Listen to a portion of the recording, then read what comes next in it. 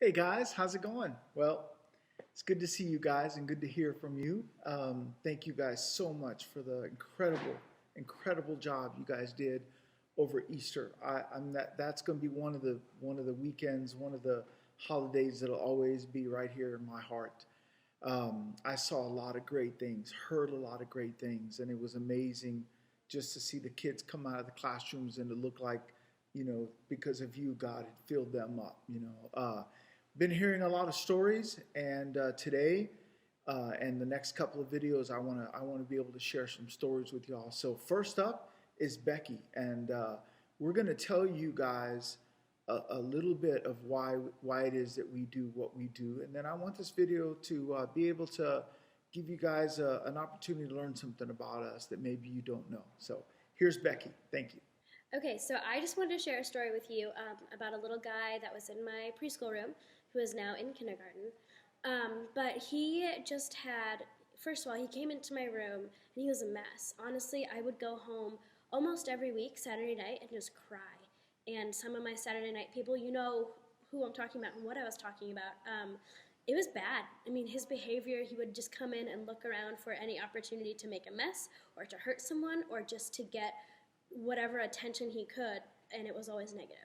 And I didn't know what to do, and I would go home crying, and my mom would say, "You still love your job?" "Yes, I do," through the tears, and it was really challenging for me.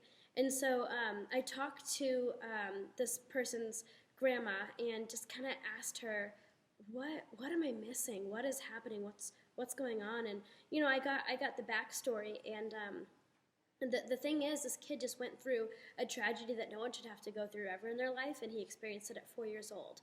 And without knowing that, with just knowing this kid and all of his behavior problems, honestly, I couldn't stand the kid. And then after just knowing a little bit about who he was and what had happened to him, all I could feel was love for him. And my whole mindset changed of how can I get him to behave to how can I just love him.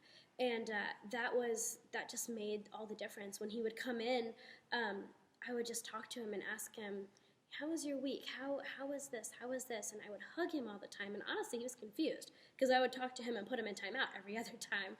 But now I was just asking him about him. And I even actually asked Grandma if I could come over and take him to the park. So every couple of weeks for a couple of months, I would go over and pick him up, and we'd go to dinner, and we'd have a picnic in the park. And it was just, I mean, the difference of his behavior, I did not recognize the same child. And it was just, he just needed someone to love him.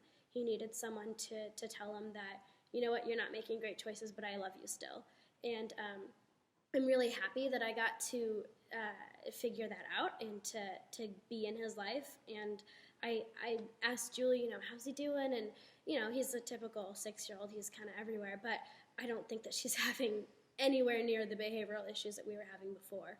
And so that's just, I like to tell that story because it really felt like a hopeless situation. This kid's never going to sit still. He's never going to even be able to hear about Jesus. And over Easter, he ran up to me and gave me a big hug and said, Miss Becky, how are you?" I said, I'm doing great. And he said, I asked, I said, "How are you doing, bud?" He goes, "I'm great because God's not dead." And it was just so great because not only was he able to sit still and listen, but he's getting it. He got it. He understands why we're here. He understands the Easter story.